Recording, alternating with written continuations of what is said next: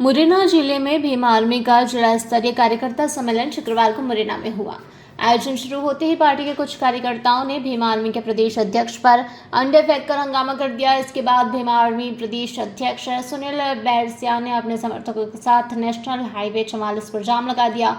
Police ने अंडे फेंकने वाले 3 युवकों के साथ साथ चक्का जाम करने वालों पर भी एफआईआर दर्ज की है। शुक्रवार दोपहर में जोरा रोड स्थित दाऊजी पैलेस में भीम आर्मी की विचार संगोष्ठी व कार्यकर्ता सम्मेलन। इस आयोजन में ग्वालियर हाईकोर्ट में डॉक्टर भीमराव अंबेडकर की प्रतिमा लगवाने पर मंथन शुरू हुआ ही था कि 6-7 युवक मंच के समीप पहुंचे।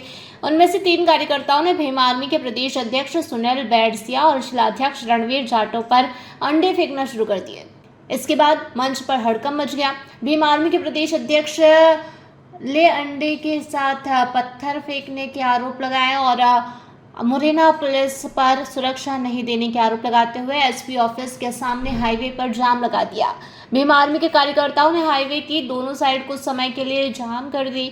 इस दौरान भीम आर्मी प्रदेश अध्यक्ष ने आरक्षकों से लेकर एएसपी तक से अभद्रता करते हुए सुरक्षा नहीं देने की बात कही। इस पर एएसपी ने कहा कि किस संवैधानिक पद पर हो जिसमें आपको सुरक्षा दे।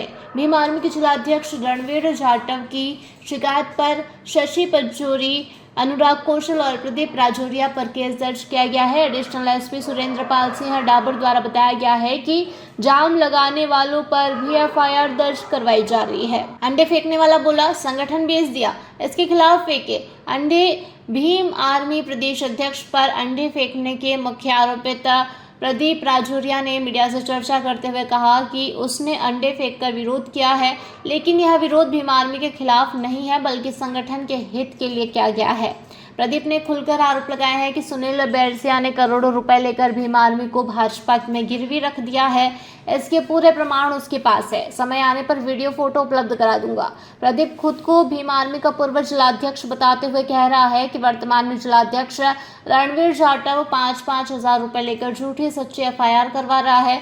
वहीं ग्वालियर हाईकोर्ट में डॉक्टर अंबेडकर की प्रतिमा लगवाने के लिए हम प्रदेश भर में अभियान चला रहे हैं। इसके लिए जहां बैठक होती है वहां सुरक्षा मिलती है। ग्वालियर, दतिया सभी जिलों में हमें सुरक्षा मिली। पूर्व में एसपी साहब को आवेदन देकर सुरक्षा मांगी लेकिन नहीं दी। हाईकोर्ट में अंबेडकर प्रतिमा का विरोध कर रहे वकीलों के साथ मिलकर कुछ लोगों ने यह हमला किया है।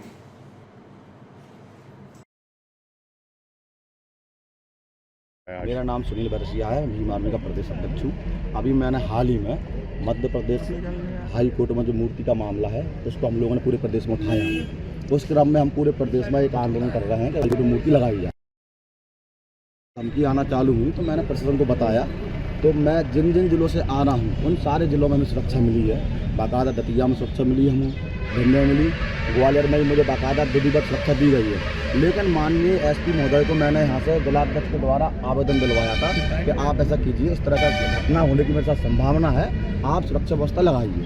अब बात इस बात की है कि जब से हम लोगों ने ये बात कही है उनसे सुबह से, ना तो वो फ़ोन रिसीव कर रहे हैं, ना हमारी बात का कोई जवाब दे रहे हैं। जब मैं लगातार यहाँ आते आते मेरे साथ जो ग्वालियर के पीएसओ थे और गनमैन थे, उन्होंने खुद फ़ोन लगाया यहाँ के कंट्रोल रूम में और कहा कि माननीय अध्यक्ष जी बामौर आएंगे इतने बजे, आप बामौर से प्रोटोकॉल ले लीजिए। लेकिन अभी तक उन्होंने कोई ऐसी प्रतिक्रिया नहीं की। जब मैं कार्यक्रम में पहुँचा तो मात्र मुझे वहाँ एक गार्ड गेट पर मिला और गार्ड मिला, मैंने गेट पर मैंने तुरंत बोला कि सुरक्षा व्यवस्था कहाँ है। कोई सुरक्षा व्यवस्था नहीं थी। हमने जैसे कार्यक्रम चालू किया, कुछ लोग आए, उन्होंने कुछ पत्थरबाजी की, अपशब्द बोले और मेरा ऐसा आरोप है, उन पर ऐसा मानना है कि कल जो हम लोगों ने हाईकोर्ट का मामला उठाया वकीलों के विरुद्ध में, मेरा प्रशासन से सीधा कहना है कि प्रशासन के लोगों ने वकीलों से मिलकर खुद मिली भगत से ये हमला कराया। इससे पहले इस बार हमारे भीम आर्मी कार्यकर्ताओं पर हुआ भी है। हमारे यहाँ सैमल जी खड़े हुए हैं। इससे पहले आज की घटना क्या है? आज की घटना जैसे ही मैं कार्यक्रम में पहुँचा तो कार्यक्रम में हमारा कार्यक्रम चल रहा था। कार्यक्रम के लगभग एक वक्ता हमारा बोल पाया।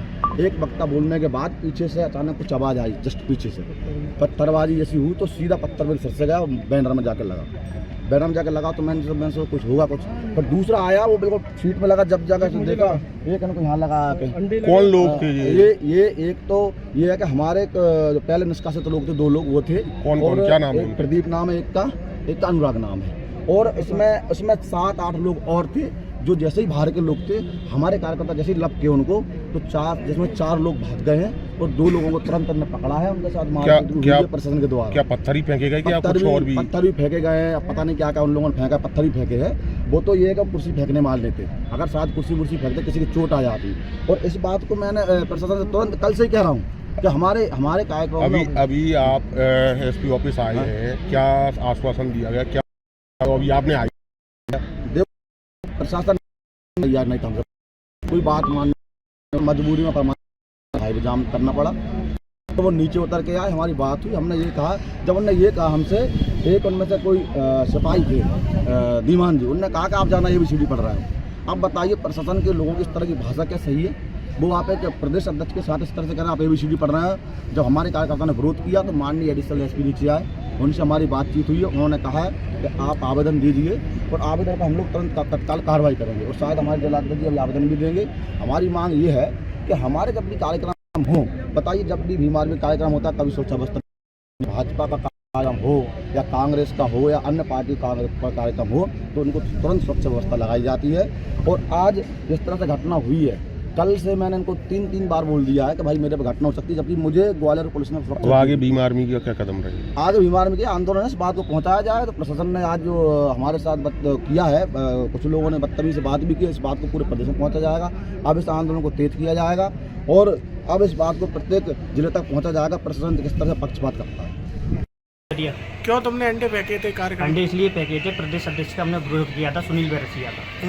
इन्होंने करोड़ों रुपए में प्रदेश कार्यालय पर जाकर बीजेपी की पर इन्होंने पूरे संगठन को बेच दिया, जिससे हमारा समाज आक्रोश है और हमारे समाज को बहुत सारी परेशानियों का सामना करना पड़ रहा है। और जो पहले प्रदेश अध्यक्ष यही थे, दोबारा से भी इन्हीं को बना दिया गया। इसके विरोध में हमने अंडे फेंके थे। मैंने पूछा था प्रदेश अध्यक्ष जी आपने गलत किया है, तो मेरे को बोला गया कि तू चुप नहीं होगा तो तुझे जान से मार दिया जाएगा। और तुम्हारी भी मारपीट की गई? हाँ, मारपीट की गई है मेरी। किन ने मारपीट करी? सुनील बैरसिया, नीरज चंसोरिया, रणवीर यादव।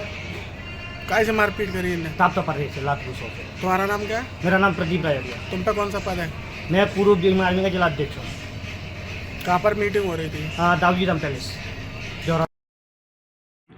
आज भीम आर्मी का एक कार्यक्रम ये बाऊजी पैलेस जो है मुरैना में, वहाँ पे था उनका इंटरनल आपसी कार्यकर्ता सम्मेलन। इस कार्यक्रम के दौरान उनके कार्यकर्ताओं में आपसी वाद विवाद हुआ है और बहसबाजी हुई है और अंडे फेंकने तक की घटना हुई है।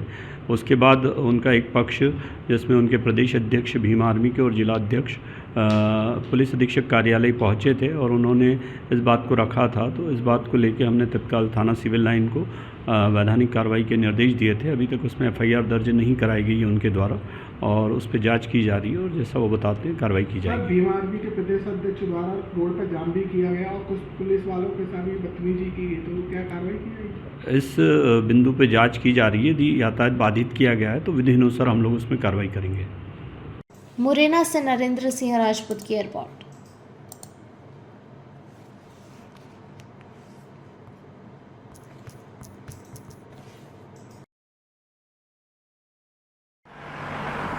जयराम जी, किशन काका। राम राम भाई, राम राम। क्या दोनों भाई बैठ के क्या हिसाब लगा रहे हो? ऊटी लहसुन के भाव आ गए क्या? अरे नहीं रे दादा, ये अपना रमेश नया मकान बनाने के लिए लोन ले रहा है। हिसाब किया तो पता चला कि लोन का पैसा तो ईंट और रेती में ही पूरा हो जाएगा। और अभी तो सीमेंट लानी है, सलिया लाना है और तो ठेकेदार को भी पैसे देने हैं। मेरे तो कुछ समझ में ही नहीं आ रहा कि कैसे बनेगा मेरा नया मकान। अरे किशन काका, कहाँ इन रेत सीमेंट और लाल ईंटों के चक्कर में पड़ रहे हो? मेरी बात मानो तो अपने घर को बाबजी AAC ब्लॉक से बनवाओ। इसमें ना सीमेंट और रेत की जरूरत होती है, ना ही तराई करने की झंझट। और लाल ईंटों के मुकाबले आपका मकान काफी तेजी से बनकर तैयार हो जाएगा। इससे आपके पैसे तो बचेंगे ही, साथ ही मजबूती ऐसी कि सालों साल देखने की जरूरत नहीं।